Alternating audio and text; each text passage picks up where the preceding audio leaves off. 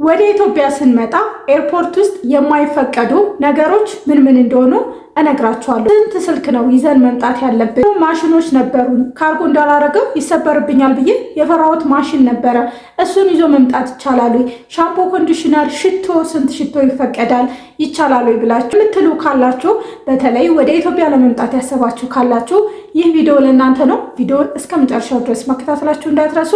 ለመዲቲዩብ አዲስ ከሆናችሁ መዲቲዩብን ሰብስክራይብ እያደረጋችሁ ቤተሰብ መሆናችሁን እንዳትረሱ። አሰላሙ አለይኩም ወራህመቱላህ ወበረካቱ። ውድና የተከበራችሁ የመዲቲዩብ ቤተሰቦች እንዲሁም ክርስቲያን ወገኖቼ ሰላም ብያለሁ። ዛሬ ይዤላችሁ የመጣሁት ኤርፖርት ውስጥ የሚፈቀዱና የማይፈቀዱ ነገሮችን እነግራችኋለሁ ማለት ነው።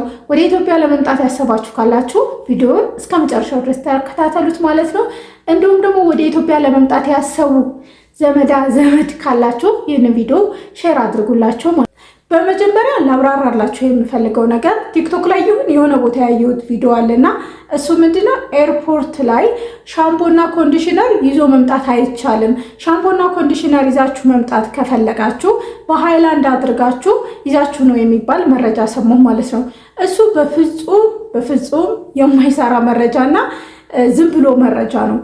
ኤርፖርት ውስጥ 10 ኪሎ የምትይዟት ቦርሳ አለች። ብዙ የሚፈቀድ የማይፈቀድ የሚባለው ብዙ የሚከለከልበት ነገር በእጃችሁ የምትይዟት 10 ኪሎ ላይ ነው። አውሮፕላን ውስጥ ይዛችሁት የምትገቡት 10 ኪሎ በጣም ጥንቃቄ ያስፈልጋል። ሻንጣችሁ ላይ ፈሳሽ ነገር ለምሳሌ ሽቶ ሊሆን ይችላል፣ ሻምፖ፣ ኮንዲሽነር ከ100 ሚሊ በላይ የሆነ ነገር ልክ ይሄ ስታልፉ የምታረጉበት ነገር ላይ ስታረጉ ድምፅ የሚያወጣው ላይ ስታረጉ ድምፅ ያወጣል ማለት ነው። ድምፅ የሚያወጣው የትኛው ላይ ነው? 10 ኪሎ ላይ ብቻ ነው። 10 ኪሎ ላይ ለምሳሌ ሻምፖና ኮንዲሽነር ይዛችሁ መምጣት ከፈለጋችሁ 25 ኪሎ ላይ ወይም ደግሞ የተፈቀደ ኪሎ አለ አይደለ? እንደ ትኬት አቆራረጣችሁ ይለያያል። እዛ ላይ ብታደርጉት ኪሎ እስካልሞላ ድረስ ኪሎአችሁን እስካላለፋችሁ ድረስ ምንም ነገር ይዛችሁ መምጣት ትችላላችሁ ማለት ነው።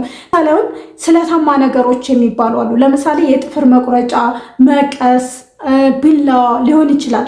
እሱን ነገር 10 ኪሎ ላይ የምታደርጉት ከሆነ አያሳልፋችሁም።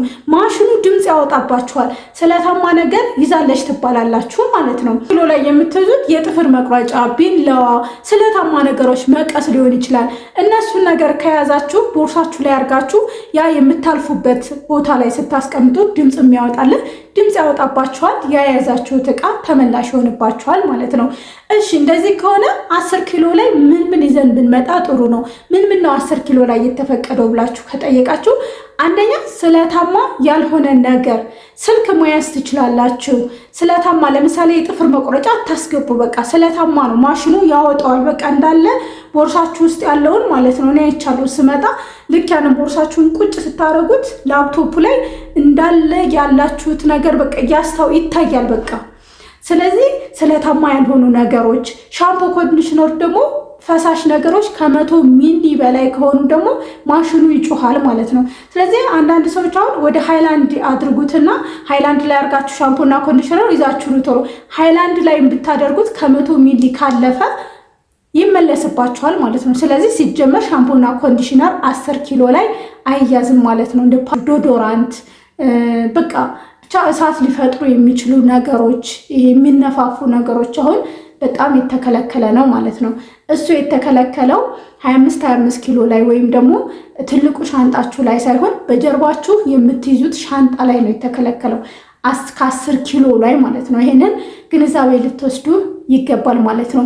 ላይ 10 ኪሎ ላይ ስትይዙ ስለታማ ያልሆነ ነገር፣ ፈሳሽ ነገር የሌለው ዶዶራንት ብቻ የሆነ ቢወድቁ ብቻ አደጋ ይፈጥራሉ ተብለው የሚታሰቡ ነገሮች ናቸው የሚከለከሉት ማለት ነው። ለምሳሌ በ10 ኪሎ ምንም ቦርሳ የሚይዘው 10 ኪሎ ላይ ምንም ቦርሳ ሊዝም ካላችሁ አንድ ብርድ ልብስ 10 ኪሎ የሚመዝን ከሆነ አንድ ብርድ ልብስ በእጃችሁ መያዝ ትችላላችሁ።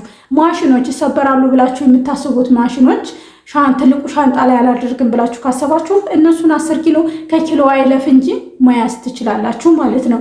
ሌላኛው አብዛኞቻችሁ የምትጠይቁት ጥያቄ ወደ ኢትዮጵያ ስንመጣ ስንት ስልክ ነው የሚፈቀደው? ስንት ስልክ ልያዝ?